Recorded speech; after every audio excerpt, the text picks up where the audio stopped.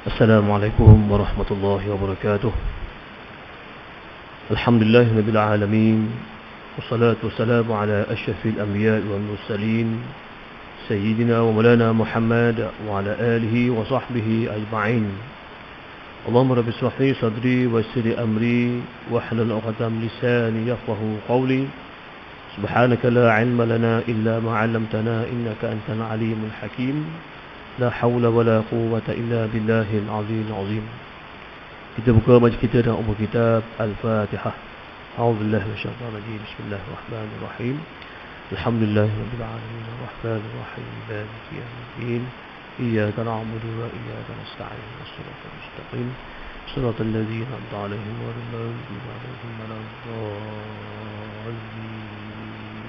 Amin. Alhamdulillah, wassalatu wassalamu ala rasulillah wa ala alihi wa sahbihi wa man nasalahu wa walah, amma ba'd.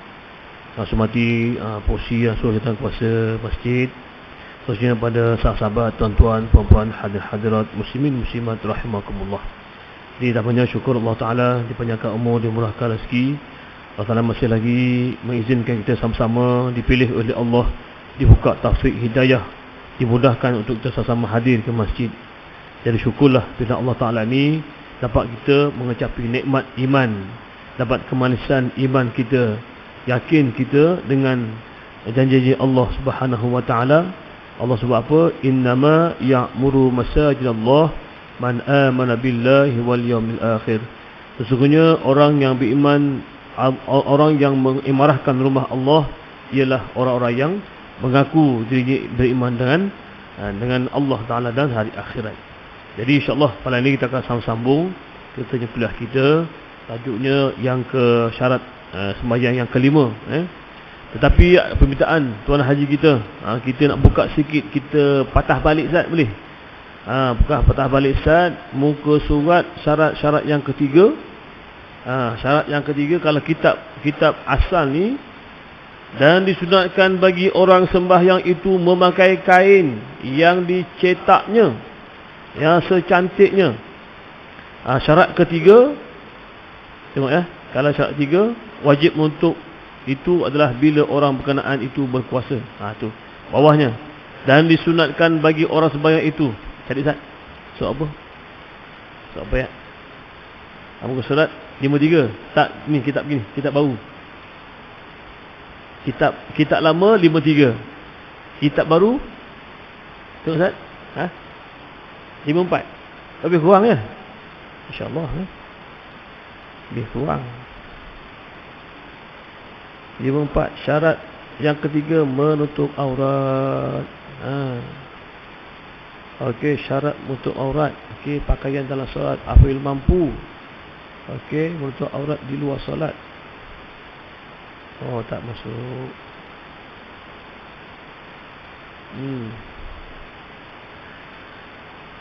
Okey, tengok jasa. Dalam sini pakaian solat Ustaz 55 tu 55 tu. 55 tu bawah tu dia kata sunat bagi orang yang solat itu mengenakan pakaian yang paling bagus, selendang, serban, baju kurung dan baju toga. Apabila seseorang hanya memiliki dua set pakaian solat, maka satu dipilih dan satu lagi diselendangkan. Bila telah mendapat batas atau sutrah, kalau belum ada sutrahnya, maka yang selendang itu dipakai alas solat. Demikianlah fatwa guru kami. Ni je dalam kitab baru. Okey. Dalam kitab lama sahabat sekian ada beberapa khilaf di situ. Kalau kitab lama, tuan-tuan saya bacakan. Surat 53 lah. Dan disunatkan bagi orang yang sembahyang itu memakai pakaian yang secantiknya. Hendaklah ia memakai pakaian yang menyaluti tubuhnya, berserban, berkomis dan memakai talisan. Ini pakaian menyaluti tubuh maksudnya memakai kain ataupun seluar. Ada disebutkan dalam hadis. Innal arda tastaghfirul musalli bil sarawil. Bulan 7 lalu. Maksudnya bumi beristighfar kepada orang yang bersembahyang dengan memakai seluar. Alamak, macam mana kita yang pakai seluar kain ni? Kan? Itu isunya, kan? Jadi Nabi sebut, sesungguhnya bumi beristighfar, meminta ampun kepada Allah Ta'ala orang-orang yang sembahyangnya pakai seluar. Ada hadisnya rupanya, ada hadisnya yang pakai seluar. Tapi tuan-tuan sekalian, ini dalam kitab Fathul Mu'in. Ada lagi dalam kitab lain. Kita kena banyaklah. Saya pun tanya Tok Mufti sana. Tanya Tok Mufti tu, kalau Mufti tanya mana apa yang cerita. Kenapa berlaku gini? Ada lagi kitab lain sahabat sekian. Dalam kitab Kitabul Majmu', Imam Syarbini Syarh Muhazzab, Imam Nawawi, Kitab Majmu', dia kata wa iza arada iktisar ala sabin wahid fal qamisu aula. Kita pakai baju aula, kemudian rida, kan, summat izar, kain, kemudian serual. Maknanya dalam kitab Majmu' antara kain dengan seluar afdal dengan kain. Dalam kitab Fathul Mu'in, dia ambil hadis ni, dia kata afdal antara kain dengan seluar, kena pakai seluar. Dalam kitab Majmu', Imam Nawawi kata kalau ada kain, ada seluar, maka afdal pakai kain. Ni sebagai ulasan lah. Zakar an-nass Syafi'i, ni nass Syafi'i ala ma kullu ittafaqu ala anna illa ana baldan jaji. Zakar an-nass Syafi'i, Imam Syafi'i kata apa? Anna al-izar afdal min sarawil. Imam Syafi'i kata pakai kain lebih afdal daripada seluar, kan? Kama qadamnahu 'ala Syafi'i wa ashab. Maknanya Imam Syafi'i dan sahabat-sahabat lain, Imam Ramli, Imam ulama-ulama yang mazhab Syafi'i, dia kata afdal kalau ada kain dengan seluar, maka afdal pakai kain. Nak ceritanya apa? Sekarang ni kita lihatlah realiti penggunaan di semua tempat, kan? Di Arab Saudi pakai komis, pakai jubah cantik, dia pakai kain, pakai seluar, kan? Jadi kita sangat identiti Malaysia ni lah, kan? Malaysia ataupun Asia lah yang pakai kain, kan? Jadi maknanya hujah itu ada masing-masing. Dan ada ashab lagi, al-sarawil afdal, kata seluar pakai afdal. Jadi maknanya di situ dalam hadis ni afdal pakai seluar, kan? Sebab bumi akan melindungi orang yang pakai seluar ketika dia solat. Dalam kitab Majmu', Imam Nawawi kata, Imam Syafi'i kata, dia kata al-izar afdal minas sarawil. Pakai kain lebih afdal daripada pakai seluar. Maknanya kita boleh pilih nak pakai mana satu. Tapi tutup guru lama dia pakai dua pakar dah. Pakai dua-dua lah. Macam haji lah. Pakai jubah, pakai seluar. Pakai kain lagi, kan? Boleh bebas. Mana boleh kita buat satu, kan? Jadi sebabnya kenapa ya isu seluar dan kain ni? Dalam perkara-perkara yang membatalkan solat, ya, berlaku dalam khilaf di situ ada disebutkan bahawa dalam kitab panduan ibadah, ya, disebutkan bahawa kita ni tak boleh buat pergerakan yang besar-besar, yang kasar-kasar, kan? Pergerakan tangan, pergerakan kaki, kepala yang besar-besar, kalau pergerakan itu membatalkan solat. Tetapi perkara yang kecil seperti mata, kedip mata, mulut mama baca-baca sikit-sikit, buka besar-besar kata, kan? Itu tidak membatalkan solat, termasuk tergoyangnya zakar. Itu pun tidak membatalkan solat. Itulah timbulnya dalam isu seluar ataupun pakai kain. Kan? Perempuan tak dengar tak apa. Jadi makna bayangkan tuan-tuan, kalaulah misal kata kita sebut goyang sikit pun batal, jenuh pegang. Allahu Akbar, pegang ni, takut goyang. Kan? Sama juga kalau perempuan tak pakai baju dalam dia, kan? Bergoyang juga. Laki tak pakai suspender seluar dalam, bergoyang. Sebab itu ulama kata kalau pergerakan kecil, benda-benda yang kecil dan anggota badan kita, contoh jari. Jari bergoyang, tak batal solat. Tapi kalau tangan bergoyang, batal solat. Kan? Sebab itu kalau kita contoh, kita ada nyamuk. Nyamuk tak tahan, gatal sangat. Jari je, jari. Kan? Goyang sikit. Cukup. Kan? Tak boleh kita amboi nyamuk ni, tier. Kacau lagi. Kalau kita tarik lagi darah nyamuk tu sampai besar, maka najis. Dah najis, kena basuh berhenti kita. Sebab menyebarkan. Tetapi kalau ulama tak ada najis ma'fu anhu, maknanya najis dimaafkan. Bila mana? Bila sebesar duit sen di mesin, tak apa. Nampak nyamuk ni mati, tapi dia guna jari je, tu dia maafkan. Kan? Jadi tu cerita kisah seluar tadi. Seluar ni sebabnya ada kaitan dengan pergerakan kemaluan lelaki. Sebab tu nak pakai seluar ke nak pakai kain. Jadi maknanya kalau misalnya bergerak pun tak kisah, tak batal solat kita. Sebab benda kecil. Yang keduanya, nak ceritanya kalau afdal, kan, afdalnya kalau kita boleh pakai jubah. Kan, dia kata dalam kitab majmu' kata bebas, fathan, maksudnya badan kita ni bebas kalau pakai jubah. Kan? Kalau tak ada, tak apalah pakai kain, kalau pakai seluar. Yang penting nak ceritanya tutup aurat. Kan?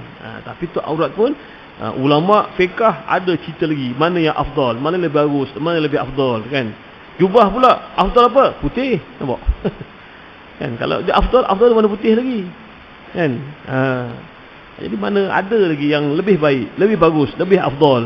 Itu yang kita ambil. Kan? Setakat mana kita mampu, insya-Allah. Jadi tu boleh je. Ni maknanya murajaah yang lepas. Sebab Haji jumpa saya, insya-Allah. Alhamdulillah saya pun tanya kawan-kawan ni. Kan? Memang ada kaul. Ada orang katakan, dia kata afdal pakai seluar banding kain. Ui, jenuh kita dah. Orang main tak dapat dah, tak dapat pada sunat. Kan? Sebab apa? Sebab pakai seluar.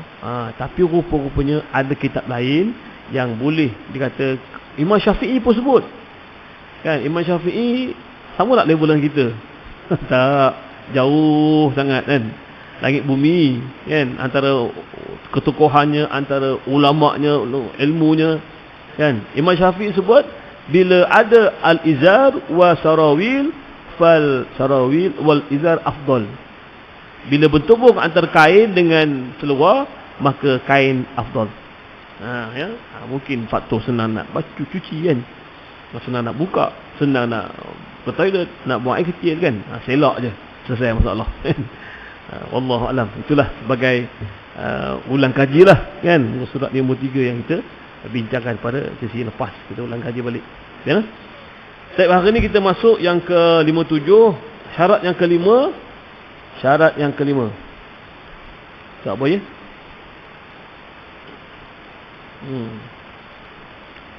Syarat yang kelima, muka surat 59. Ya, menghadap kiblat. Okey.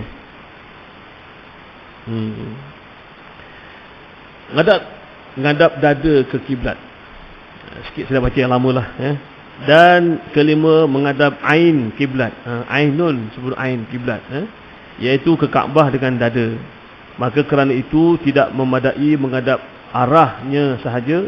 Khilaf bagi Abi Hanifah rahimahullah, melainkan bagi hak orang yang tidak berada melakukannya dan dalam sembahyang, walaupun sembahyang itu fardu.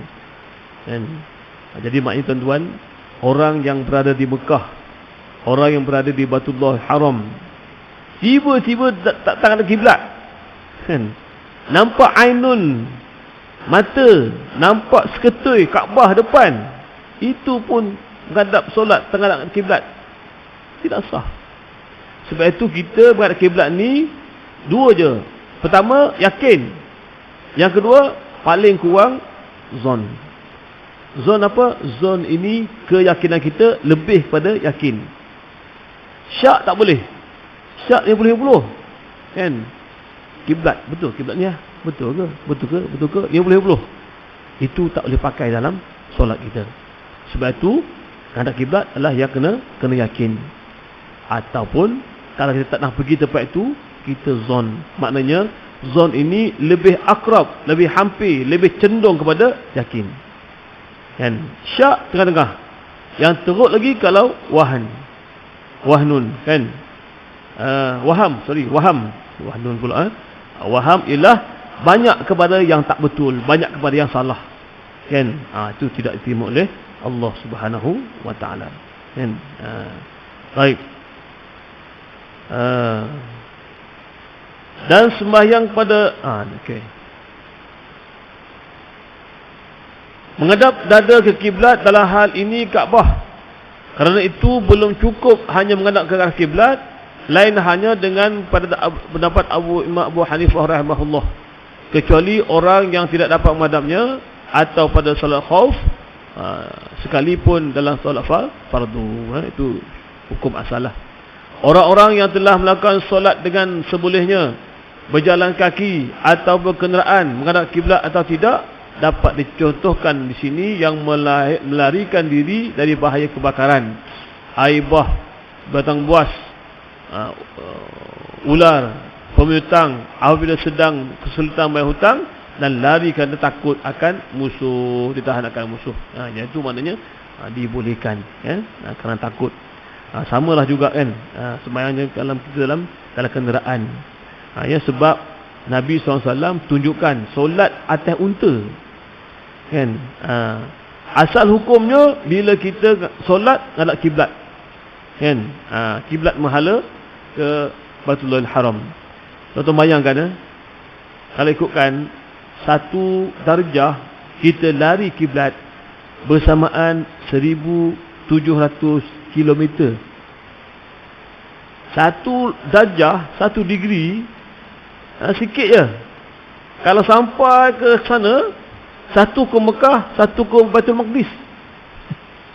1700 kilometer satu. Kalau sengaja. Sebab itu kita kena yakin ataupun paling kurang kita zon. Maknanya inilah ijtihad aku, inilah arah kiblatnya. Kan? Sebab itu tuan-tuan, kalau kita solat, tiba-tiba kan menghadap solat, menghadap kiblat, menghadap Kaabah. Kan? Yang penting dah ada ni. Tiba-tiba orang lumpuh kita, regang melanggar sampai ngiring, kan? Batal solat. Sebab apa? Beralih arah kiblat. Dalam kitab panduan ibadah sebut, kan, Syekh Abdul Ghani, dia kata apa? Sekalipun dia patah balik, betulkan balik, itu pun batal solat. Sebab apa? Sebab jarang orang solat nak langgar orang. Ada ke kat Mekah, kat Madinah, kat Malaysia, kat mana-mana, kat masjid orang solat nak langgar orang? Kan? Kecualilah dia ketika itu main-main. Kan? Jadikan masjid sebagai tempat rugby. Rugby rempuh. Kan? Rugby rempuh. Mana ada? Kan? Jadi kalau orang rugby rempuh lawan dengan solat, maka confirm batal solat. Kan? Jadi maknanya sebab itu batal solat bila kita kena rempuh dan kita terlari dada ke arah kiblat. Dan saya ingat pesan pada tuan-tuan, sama kita lah di masjid masing-masing, kan. Kalau ada nanti sukatan Khatulistiwa tu, kan, setiap macam 27 hari bulan Julai, contoh kan, lepas pukul 5.28 petang, matahari betul atas Kaabah, kan. Jadi saya minta cuba sama-sama cek balik kiblat kita, kan. Cuba cek balik kiblat di rumah ataupun di masjid. Sebabnya kita sudah maklum, tuan-tuan sekalian, dunia dah akhir zaman.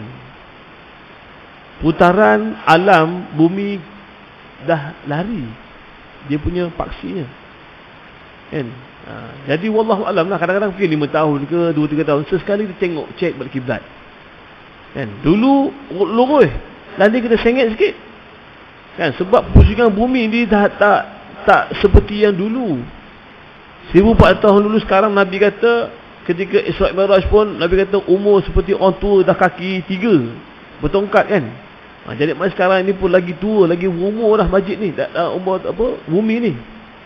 Jadi mungkin ada sedikit anjakan, mungkin berlaku sedikit lari sikit dia punya kiblat kan. Jadi wallahu alam lah. Maknanya apa? Sebab itu bila ada iklan daripada Jabatan Pemetaan kan, pemetaan darat ataupun udara, maka kita cuba buat letak tiang ataupun kayu yang tegak kan, dan di belakang ni matahari di sana kan. Tengok sama tak kita punya kiblat ni, menghala kiblat kan. Maknanya itu pun kita kena semak balik kan. Wallahu alam. Nabi jaranglah berlaku kan, tak banyak pun. Nabi kita kena alert lah benda ni kan. Mungkin 2 tahun 3 tahun cek balik kiblat kan. Kadang-kadang lari. Sebab itu nak cerita tu lah, bumi dah makin uzur, dah makin tua. Pergerakan bumi dan pergerakan matahari sedikit lari kan. Sebab itu kita lihat selalu dalam Discovery kan, dah berlaku macam-macam kebun kan, kebun yang subur di padang pasir. Dulu batu licin, panas, sekarang ni tumbuh pokok-pokok, tumbuh rumput-rumput, menghijau kan. Dulu di utara, contoh Thailand, khatulistiwa, dan ni berlaku salji kan. Di Mesir tak pernah ada salji, tiba-tiba salji turun kan. Jadi maknanya perkara-perkara yang luar biasa, yang tak logik akal berlaku juga kan. Jadi sebab itu tidak mustahil berlaku sedikit pergerakan bumi, matahari dan planet, menyebabkan mungkin bergerak sikit kita punya bumi ataupun kiblat kita. Wallahu alam lah kan. Jadi itu sebagai apa, peringatan bersama je kan. Baik, sikit ulangan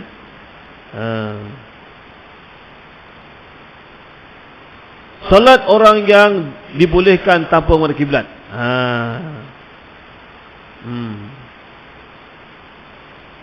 Okey. Harus menghadap kiblat kecuali solat sunat yang dilakukan di tengah perjalanan mubah. Mubah yang harus bagi orang yang menuju ke satu tempat. Di tengah perjalanan ia boleh melakukan solat sunat sambil berkenderaan ataupun berjalan kaki, sekalipun tidak begitu jauh jarak perjalanannya. Jadi boleh. Maknanya orang yang diharuskan tanpa kiblat, solat sunat kan. Jadi maknanya ataupun solat wajib kan. Wajib ini bila kita bermusafir atau tempat tak tahu, kiblat kita ialah arah kapal terbang kan. Dalam kita naik kapal terbang, itulah kiblat kita kan. Naik feri kan, naik kenderaan air, itulah kiblat kita. Kita naik unta, itulah kiblat kita. Kalau tak berhentilah kan. Sebab Nabi tunjukkan kepada kita bahawa solat Nabi di atas unta dalam musafir, solat terus ya. Ini maka wajib menghadap kiblat dalam sembahyang, melainkan dalam sembahyang dalam musafir yang harus bagi orang yang menuju ke suatu tempat tertentu. Maka yang demikian harus melakukan sembahyang sunat dengan menunggang tunggangan, dan dengan berjalan suatu melakukan sembahyang sunat itu walaupun musafir itu tidak jauh. Semua sama ulangan. Memang disyaratkan agar tempat yang tuju itu tidak kurang dan sejauh jarak di mana sudah didengar lagi panggilan azan dari kampung, dengan syarat-syarat panggilan pada dengan syarat-syarat panggilan pada hari Jumaat. Jadi itu maksudnya kita kena musafir ini kena cerita sikit lah. Musafir ini dalam mazhab Syafi'i, kita sunat bermusafir kalau waktu Jumaat sebelum solat subuh. Sebelum solat subuh disunatkan. Jadi untuk apa? Supaya kita, kalau kita lepas solat subuh, maka kita kena solat jamak, solat Jumaat. Itulah mazhab Syafi'i. Itu disunatkan. Bukanlah diwajibkan. Tapi kita dalam musafir kita bukan ahli Jumaat. Jadi boleh kita solat jamak qasar. Jadi dalam baru ni saya ada khusus pembimbing ibadah haji. Tuan-tuan semua pergi haji dah. Kita solat jamak, kan? Solat jamak tamam. Solat jamak di Arafah, di Muzdalifah, di Mina. Betul kan? Kenapa solat jamak?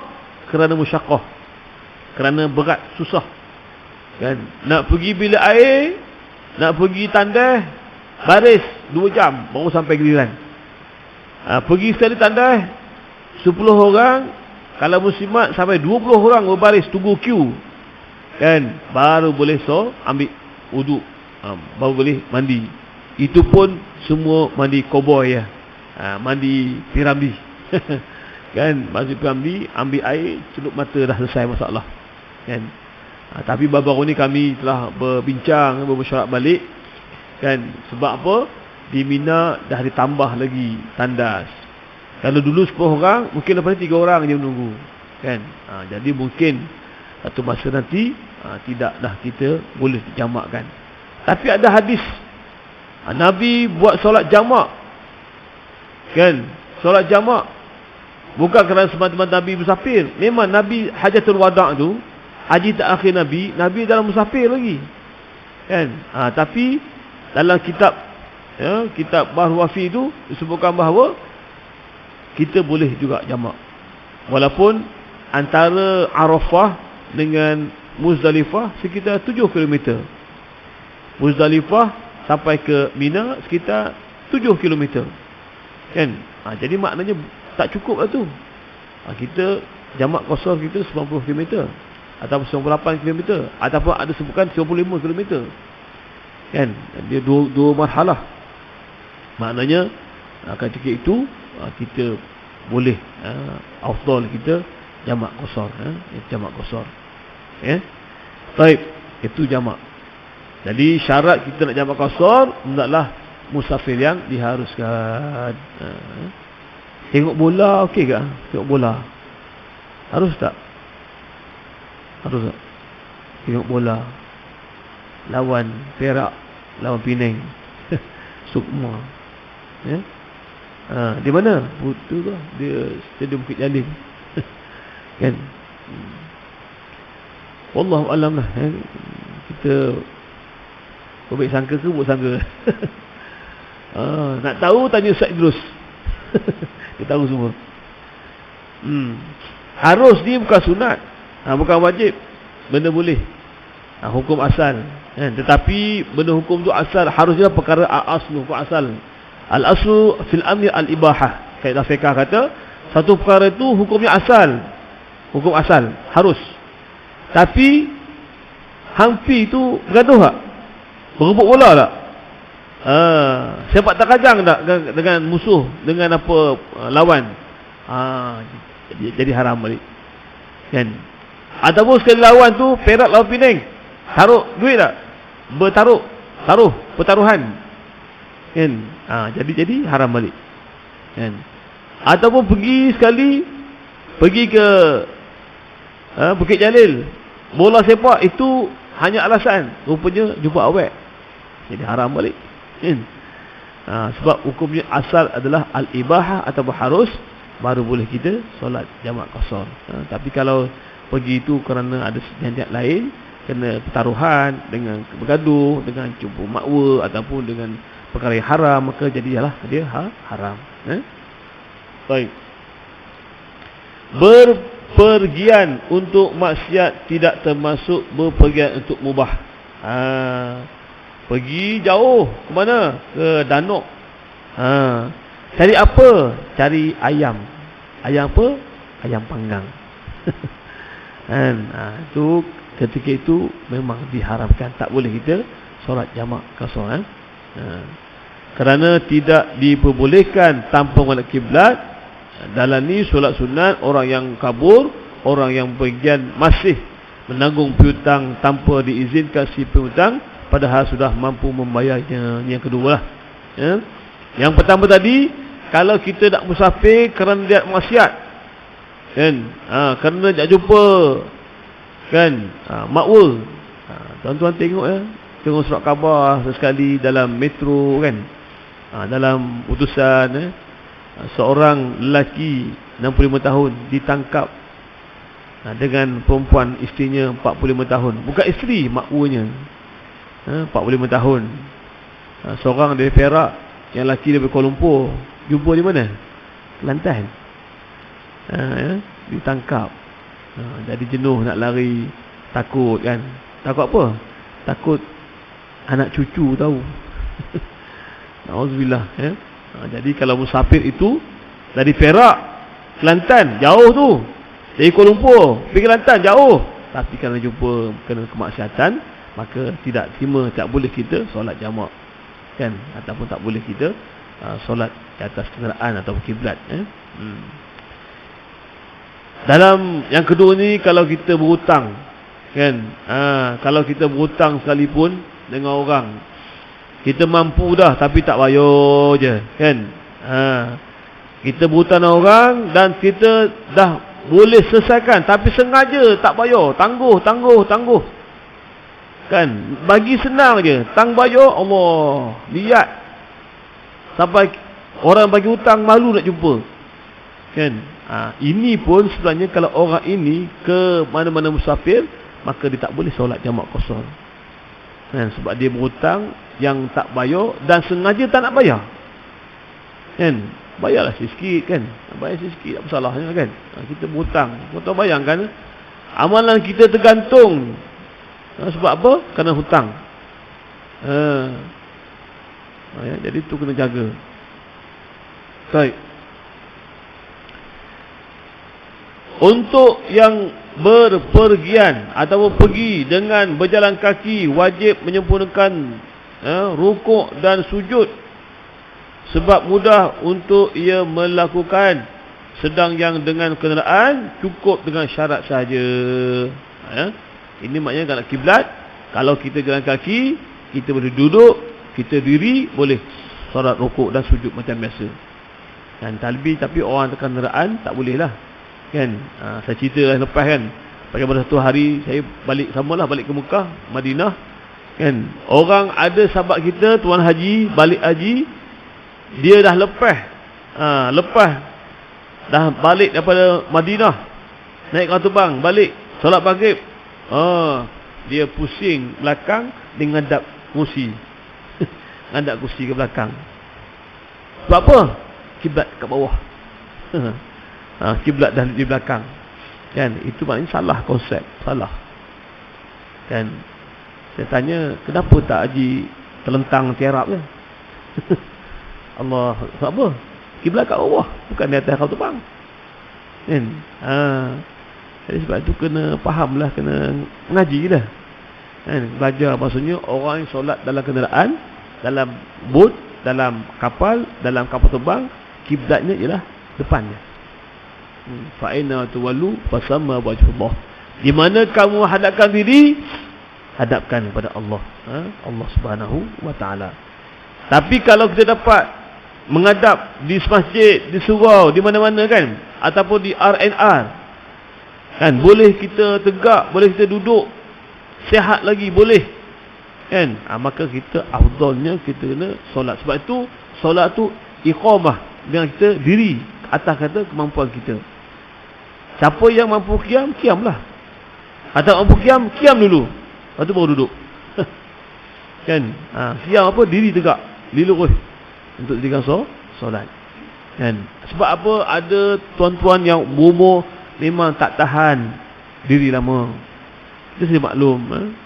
Sebab tu saya tengok di jalan-jalan lah, kan? Kita tengok saya di Beijing, ada satu lagi di Guangzhou. Saya tengok kursi dia kursi kekal, tapi di hujung sana semua. Ujung sana, ujung sini. Untuk geng-geng pencen, bukan pencen, yang tak larat, duduk tepi sekali. Kan, dia bagi dah siap. Kan, jadi maknanya itu memang berdiri zat, baru duduk balik. Tak larat berdiri lama. Kan, tuan-tuan, sebab tu kita punya kita punya lutut ni ada ada air, ada minyak, ada grease kan. Siapa yang tak ada dah kering tu, carilah tambahan. Berapa ribu 20,000 lah. Kan, isi balik dia punya pelincir dia dekat lutut ya. Ada orang memang sakit dah. Kan, bergeser tu sakit. Ya, sebab tak ada pelincir dia. Kan, lama dah bekerja, lama dah sakit. Saya pun tuan-tuan ni Allah uji dengan patah tulang ya, patah betis. Dan ni nak naik tangga kena pegang lah. Tidak macam Robocop punya. Macam Robocop, bergeser je lutut. Ya. Dulu pernah langgar kereta, naik motor. Lutut saya ke sini. Lutut depan ni ke sini. Nak test lutut ke kereta yang kuat. Allahu Akbar. Baru tahu. Maknanya kita ni tak kuat mana pun ya. Boleh patah macam-macam. Jadi untuk pergian jalan kaki wajib menyempurnakan rukun dan sujud berdiri. Sebab mudah untuk melakukannya. Orang yang sedang berkenderaan cukup dengan isyarat saja. Isyarat apa? Kepala. Allahu Akbar. Alhamdulillah. Allahu Akbar. Pastikan kita punya kepala lebih sikit, rukuk sikit, sujud lebih sikit. Kan? I'tidal lurus sikit kan. Jadi kita bezakan dengan pergerakan kepala kita. Kan? Itu pentingnya. Baik. Kemudian yang seterusnya wajib pula menghadap kiblat pada rukuk dan sujudnya. Juga bertakbiratul ihram dan duduk antara dua sujud. Jadi ia hanya boleh berjalan pada dirinya. Boleh berjalan pada dirinya i'tidal, tasyahud dan salam. Sampainya tempat tujuan yang sengaja mengetahui serta dalam keadaan bebas menyebabkan haram berpaling, kecuali berpaling ke arah kiblat. Jadi maknanya dalam apa pun kalau boleh diusahakan. Diusahakan apa? Kalau kita dalam kenderaan ngadap kiblat juga. Kan? Dalam kenderaan ngadap kiblat juga. Kalau kita tahulah. Kan? Kot-kot lah kita jadi pilot. Kot lah kita seorang yang bawa ferry kan. Tapi tak boleh, tak apa, boleh. Dibenarkan. Jadi kita memang tak boleh berpaling daripada kiblat. Hukum asal gitu. Tak boleh banyak. Disyaratkan di sini untuk tidak banyak bergerak. Misalnya lari atau bergerak kaki yang tidak berkepentingan. Juga tidak sengaja menginjak najis. Sekalipun kering dan bahkan merantai jalanan. Pusing jalan. Tak boleh banyak bergerak. Kan? 3 kali pergerakan tanpa dikendaki, tanpa keperluan, maka batallah solatnya. Tuan-tuan tadi kita solat di sini kan. Lepas tu ada orang batal nak pergi bilik air, ambil uduk semula. Jadi kita kena bergeraklah. Jaga soft. Kan? Sebenarnya kalau di sini siapa yang wajib? Yang belakang ke di kiri kanan? Belakang sebabnya kalau sini, kalau kosong, orang belakang ke depan. Tapi belakang panjang, sini sikit, jadi kita ambil mana yang ringan. Kita ambil ar-rafudul rain. Kita ambil yang belah kiri dan kanan, dekat kanan masuk rapor, masuk balik. Jadi itu kalau kekosongan dalam soft kita. Jaga supaya jangan dimasuk oleh syaitan. Okey, tidak sengaja menginjak najis tidaklah mengapa. Untuk yang berjalan kaki tidak dibani supaya menyingkiri benda najis. Tak boleh. Tidak sengaja terkena najis, tidak mengapalah. Kan? Tak boleh elak. Jadi sebab tu kita sebaik-baiknya najis tu kita bersihkan dulu. Dan kalau tak boleh dielakkan, terpaksa juga. Sebab tu kita buat umrah tuan-tuan. Pergi umrah ni bawa dalam masjid selipar kita, sebaik-baiknya kita bersihkan dia tapak dulu, barulah masuk dalam masjid haram kan. Ada yang tak ada cuci, boleh je. Takut ada najis taik burung dalam slipper tu. Kan? Lepas tu kita bawa pula depan kita. Kan? Tiba-tiba masa sujud terkena tai ayam, taik burung. Kan? Dengan sengaja. Itu maknanya membatalkan solat kita. Kenajis. Bernajis kita punya badan. Sama ada pakaian, badan ataupun tempat solat. 3 ni. Sama ada pakaian kita ataupun badan kita ataupun tempat solat. Salah satu kena najis, maka najislah dia. Baik. Untuk yang berjalan kaki tidak dibebani supaya mengingkiri benda najis. Kan? Dulu pernah di dataran Masjid Haram tu bersepah taik burung, tak boleh tinggal, tak boleh buang. Kan? Tak boleh. Tak sempat. Tukang cuci ada lagi. Kan? Tak pernah habis. Jadi maknanya ketika itu dimaafkan.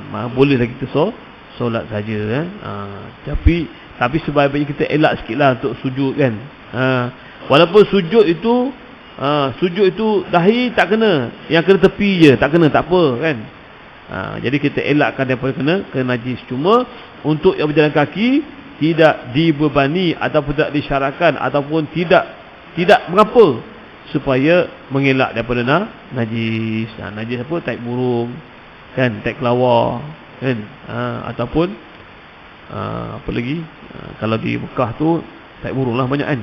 Jadi sebab itulah tuan-tuan membahaskan, nak ceritanya bagi peneraan kapal laut dan sebagainya wajib dengan menghadap kiblat. Menghadap kiblat betul lah. Tapi kiblat di laut, kiblat di udara ialah depannya. Kan? Betul menghadap kiblat. Tetapi kiblat dalam kapal terbang, kiblat dia kapal laut ialah depannya. Depan tu apa? Dia punya apa? Pilot depan lah, kan? Tapi jangan sekali ngadap pramugarinya. Kata khusyuk solat. Allahu Akbar, masya-Allah, kan? Dari kita punya fokus pula ni. Khusyuk tawaduk jadinya. Jadi wallahu a'lam bissawab. Insya-Allah kita doa moga-moga segala amalan kita diterima oleh Allah Subhanahu wa taala, dan kita doalah moga-moga kita untuk ilmu sampailah kita bertemu Allah taala, dan kalau kita mati pun dalam husnul khatimah insya-Allah. So kita bertemu pada akan datang. A'udzubillahi minasyaitonir rajim. Bismillahirrahmanirrahim. Alhamdulillahirabbil alamin. Wassalatu wassalamu ala asyrafil anbiya'i wal mursalin wa ala alihi wa sahbihi ajma'in. اللهم فقهنا في الدين والتأويل واجعلنا من عبادك الصالحين. اللهم جمعنا هذا جمعا مرحوما وتفرقنا من عباده تفرقا معصوما. اللهم ربنا آتنا في الدنيا حسنة وفي الآخرة حسنة وقنا عذاب النار. ربنا ظلمنا أنفسنا وإن لم تغفر لنا وترحمنا لنكونن من الخاسرين. ربنا هب لنا من أزواجنا وذرياتنا قرة أعين واجعلنا للمتقين إماما. اللهم اختم لنا بحسن الخاتمة ولا تختم علينا يا الله بسوء الخاتمة. وصلى الله على سيدنا محمد وعلى آله وصحبه أجمعين. دعوة فيها سبحانك اللهم وتحية فيها سلام وآخر دعوانا الحمد لله رب العالمين. وإلى توفيق وهداية. والسلام عليكم ورحمة الله وبركاته.